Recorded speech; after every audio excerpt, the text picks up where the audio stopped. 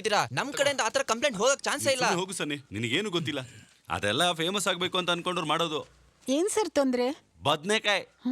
ಯೋ officer, ಅದು counsellor sir, ನಾವು ಮುಂಚೆ ಮಾತಾಡಿದ ಹಾಗೆ 100 ತೆಂಗಿನ ಗಿಡಗಳನ್ನ ಉಚಿತವಾಗಿ ಕೊಡಬೇಕು ಅಂತ ನಿರ್ಧಾರ ಮಾಡಿದ್ವಿ. ಅದಾದ್ಮೇಲೆ ಮಾತಾಡೋಣ. ನನ್ನ ಪೆಸ್ಟಿಸೈಡ್ ಫ್ಯಾಕ್ಟರಿಯಿಂದ ವೇಸ್ಟ್ ಎಲ್ಲ ಕೆರೆಗೆ ಹೋಗ್ತಿದೆ ಅಂತ ಕಂಪ್ಲೇಂಟ್ ಕೊಟ್ಟಿದ್ದೆ ಅಂತ ಕೇಳ್ಪಟ್ಟೆ. ಅದು ಅಲ್ಲದೆ ಮೈನಿಂಗು ಇಲ್ಲೀಗಲ್ ಅಂತ. ನಾನು ಏನೇ ಕೆಲಸ ಮಾಡಿದ್ರು ಈ ಕಳ್ಳ ಕಾರ್ಯಾಚರಣೆ ಎಲ್ಲ ಏನಕ್ಕೆ ಮಾಡ್ತಿದ್ದೆ ಅಂತ ಗೊತ್ತಾಗ್ತಿಲ್ಲ ನನಗೆ. ಓ ಅದಾ ವಿಷಯ. ಪ್ರಕೃತಿ ಸಂರಕ್ಷಕ. ಯೋ ನಮ್ಮೂರಲ್ಲಿ ಫ್ಲಡ್ ಏನಾದ್ರು ಬಂತು ಅಂದ್ರೆ ನೀರನ್ನ ಊರಿಂದ ಹೊರಗಡೆ ಹಾಕೋಕೆ ನಾನು ಮಣ್ಣನ್ನ ತಗೊಂಡು ಎಲ್ಲ ಸರಿ ಮಾಡ್ತಾ ಇದ್ದೀನಿ. ಅರ್ಥ ಆಯ್ತಾ? ಪಬ್ಲಿಸಿಟಿಗೋಸ್ಕರ ಊರ್ನವ್ರಿಗೆ ಯಾಮರ್ಸದ್ ಬಿಟ್ಟು ಬೇರೆ ಏನ್ ಗೊತ್ತಿದೆ ನಿಂಗೆ? ಕಷ್ಟ. ಫ್ಲಡ್ ಬರ್ಲಿ ಬಿಡು, ಜನ ಎಲ್ಲ ಅನುಭವಿಸ್ತಾರೆ, ಆಗ ಗೊತ್ತಾಗುತ್ತೆ. ಪ್ರೆಸಿಡೆಂಟ್ ಸರ್, ನಾವು ಕೊಟ್ಟಿದ್ದು ಬರೀ ಒಂದು ಕಂಪ್ಲೇಂಟ್ ಅಲ್ಲ. ನೀವು ಈ ಊರಿನ ಕೆರೆಗಳನ್ನ ಒತ್ತುವರಿ ಮಾಡಲೇಬೇಕು ಅಂತ ಎಷ್ಟು ಲಕ್ಷ ಕ್ಯೂಬಿಕಲ್ ಮೀಟರ್ ಮಣ್ಣನ್ನ ತೆಗ್ದಿದ್ದೀರಾ ಹೇಳಿ? ಕೆರೆ ಹತ್ರ ಎಷ್ಟು ಸಾರ್ವೆ ಮರನ್ನ ಕತ್ತರಿಸಿದ್ದೀರಾ? ಅದ್ರ ಲೆಕ್ಕ ಇದೆಯಾ ನಿಮ್ಮ ಹತ್ರ? ನಾನು ಎಲ್ಲಾನು ಸರಿಯಾಗಿ ಲೆಕ್ಕ ಹಾಕಿ ಈ ಕೆಲಸನ ಮಾಡಿರೋದು.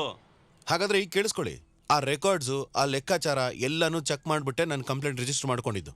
ಈ ಸಮಸ್ಯೆ ಶುರು ಆಗಿದ್ದು ಆ ಸ್ಪಿಲ್ ವೇ ಕ್ಲಿಯರ್ ಮಾಡದೇ ಇರೋದ್ರಿಂದ. ನಮ್ಮ ಹತ್ರ ಒಂದು 40 ಶೆಟರ್ ಇದೆ. ಯಾವ ಶೆಟರ್ ವರ್ಕ್ ಆಗ್ತಿದೆ? ತುಕ್ ಹಿಡಿದಿರೋ ಶೆಟರ್ಗಳಿಂದಾನೇ ಉಪ್ಪು ನೀರು ರೈತರು ಹೊಲದವರೆಗೂ ಬಂದು ಸೇರ್ಕೋತಿದೆ. ಅದು ನಿಮಗೆ ಗೊತ್ತಾ? ಇದಕ್ಕೆ ಉತ್ತರ ಕೊಡೋಕೆ ಸಾಧ್ಯ ಆಗೋದು ನಿಮ್ಮ ಕೈಯಲ್ಲಿ ಮಾತ್ರನೇ. ಅರ್ಥ ಆಗಿದೆ ಅನ್ಕೋತೀನಿ. ನಿನ್ನ ಕೈಯಲ್ಲಿ ಏನಾಗುತ್ತೋ ಅದನ್ನ ಮಾಡ್ಕೋ, ಆದ್ರೆ ತುಂಬಾ ದಿನ ಈ ಸೀಟಲ್ಲಿ ಇರ್ತೀನಿ ಅಂತ ಅನ್ಕೋಬೇಡ. ಅದೇ ವಿಷಯನೇ ಸರ್ ನಾನು ಹೇಳೋಕೆ ಬರ್ತಿರೋದು. ಯಾವಾಗ ನಾನು ಇಲ್ಲಿ ಕೆಲಸ ಬಿಟ್ಟು ಹೋಗ್ತೀನೋ ಅವತ್ತಿಂದ ಇಂಡಿಪೆಂಡೆಂಟ್ ಆಗಿರ್ಬೋದು ನಾನು.